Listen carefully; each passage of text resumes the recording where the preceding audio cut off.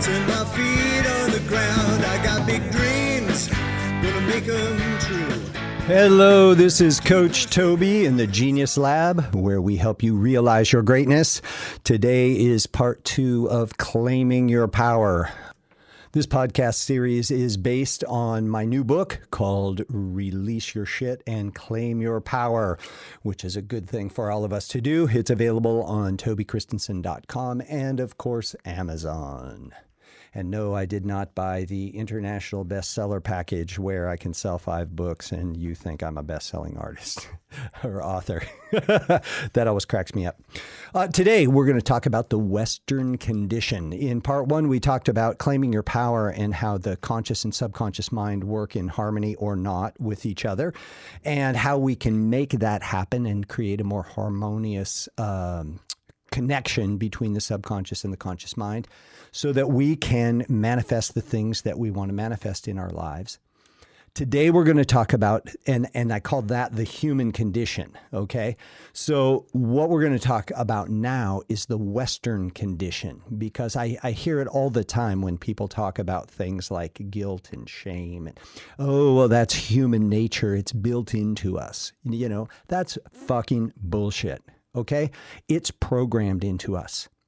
Clearly, people that use these stupid statements have never been outside of the Western culture and looked at tribal societies where people view themselves as being absolutely amazing and perfect and divine just how they are. And the leadership of the tribe doesn't try and guilt or shame people into things. Sure, there's blame if something happens and somebody needs to be responsible for it, but it's very rare, okay? In our culture, it's common. It happens all the time, and it's really messed up. So when I talk about guilt, I'm talking about a feeling of responsibility or remorse for some offense, crime, or wrongdoing. And I love this as part of the definition, whether real or imagined. Okay, a feeling of responsibility, remorse for some offense, crime, or wrongdoing, whether real or imagined. And that's the thing about guilt that is so insidious, is that a lot of times we feel guilty over shit we didn't even do, right? So second, I want to define blame. Blame is assigned responsibility for a fault or a wrong. And shame is a painful feeling that is a mix of regret, self-hatred, dishonor, humiliation, and distress. Oh my God, are those like the worst feelings you could possibly have, or what? And those have been programmed into us for a couple thousand years now, about 1700 years, since the origin of the primary religion of our Western society. What you find when you work with different types of people in different parts of the world is that there's not a human element that's built in that is the same with everyone. In other words, a lot of my friends that are in the religion business, they say, you know, the humans are designed to feel guilt and shame and da-da-da. No, they're not. Okay, sorry, that's not true. People are trained to feel that shit. And if you think about it, the very foundation of the religion of the Western culture, and what you find, I will add this real quick, is that the spiritual values of a particular group of people will dictate their social laws and rules. Okay, so when, for example, the Dagara people in West Africa that I worked with, they believe, they have a saying that everyone is born a genius, and it's the job of the village to acknowledge and support the genius that resides in each and every person. Okay? They don't operate on guilt, shame, blame, and all that other crap. They believe if someone's behavior is disruptive to the social system, they simply help correct their behavior without shame, without blame, and without creating guilt. If you look at because they believe that they're in harmony with the divine, and that, you know, the creator is not a judgmental being in the sky that's going to throw lightning down on everyone if they do something wrong. Things that we do are simply things we learn from. if you look at the foundation of the Christian religion, for example, they have a thing that is called original sin. And it's basically the premise and the foundation of Christianity that we are born in sin, separate from God. And the only way to reconcile that relationship is through the blood of Jesus. And so here comes the guilt component. Because of your sin, you killed Jesus. Okay. And that's the utter foundation of the religion. So when you think about it, it's kind of messed up. And it initiates and propagates guilt, shame, and blame. Okay? It's your fault. You should feel guilty for it.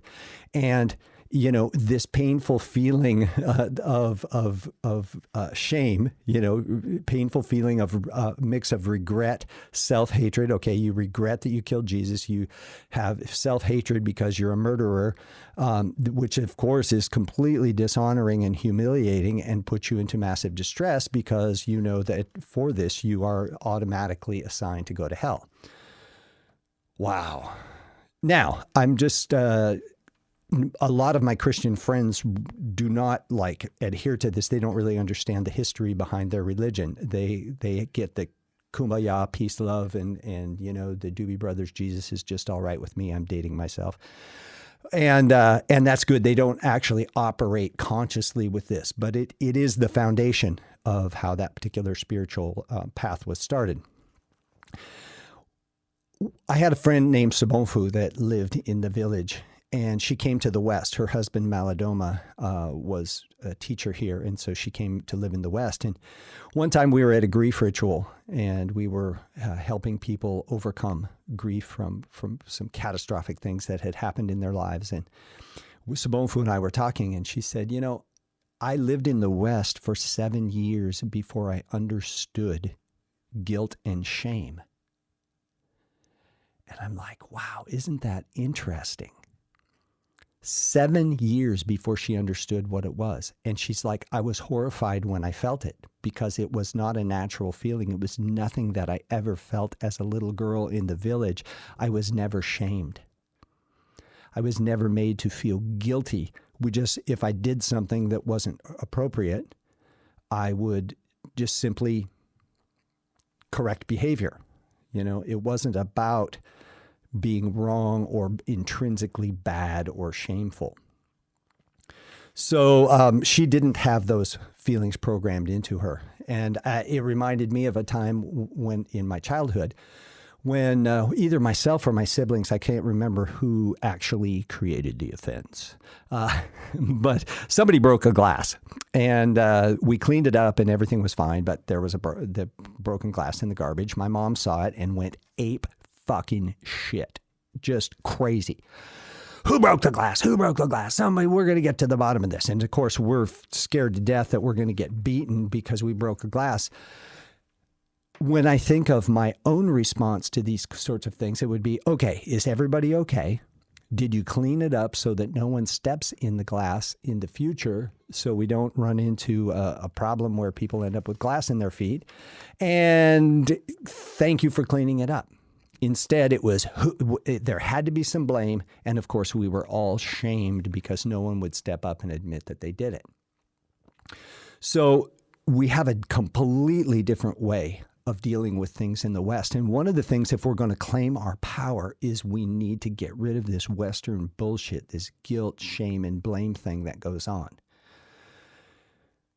In addition to religion, we also see this in our corporate structure, whether it's our corporate and political structure. When I say corporate, I mean both, because basically they're the same. Yeah, I'll get a bunch of pushback on that. But anyway, power comes from the top down, okay? You know, there's usually one big person at the top, and then as you work down, you know, down the power ladder, there are more people with less power. You know, for example, if in the Catholic Church, for example, you have the Pope. The Pope is like the epicenter of power. And then you go down from there, and each level down expands to more and more people, but those people have less and less power. If you look at business, you have the CEO, the guy. And as you go down, there's more and more people with less and less power. And the thing that happens is when power is threatened, if somebody from below starts coming up and claims their power, right? Releases their shit that's holding them in that lower place, and they begin to raise in power. They are blamed, shamed, and made to feel guilty for rocking the boat. So the thing that you want to realize is as you come into your power, there's usually a little bit of pushback from those who do not want you to come more into your power. I remember a leader of a community that I was part of in Oregon. When we had this guy from Africa, I mentioned him earlier, Malidoma. Malidoma Somé was a teacher that came in, and he was very revered. And our leader was very proud to be the voice of Malidoma to the community. And so he would, Malidoma said this or that. And because we respected Malidoma, we took what this guy said seriously. Except that I became personal friends with Malidoma and found out that a lot of the shit that this guy was saying did not come from Malidoma. He was simply leveraging Malidoma's power for his own and then putting that onto the community, us lower power people. And then the point I'm making is that as I began to release my shit and own my power, I became friends with Malidoma, which was incredibly threatening to this group leader, who then began to push back and created situations where my credibility was put into question, guilt, shame, blame, okay? And with the intention of disempowering me so that I would not have influence in the community. So get ready, prepare yourself. But the most important thing is, if you're going to live your purpose, if you're going to come into your greatness, or as my tagline for these podcasts is, realize your greatness, you're going to get pushback. And it's part of learning how to be in your power. And the more shit you can release so that you don't have all of that barrage of things that can be used to create guilt, shame, and blame, the less you have of that, the easier it is for your, I call it in the book, the power positive activities, whether that's thinking, speaking, or acting. You have more power, more room for power positive things in your life so that you can step into your place of leadership, step into your place of power, and fulfill your mission here. That's it for today. I hope that in the coming weeks, you learn to let go of your shit. When guilt, blame, and shame come up, you'll realize that it's a program that you have been taught since you were a kid and has been passed down to you through your ancestors and so on and so forth. And you do not have to live by that bullshit any longer. You can let it go. You can release your shit and claim your power. That's it for today. Have a great one.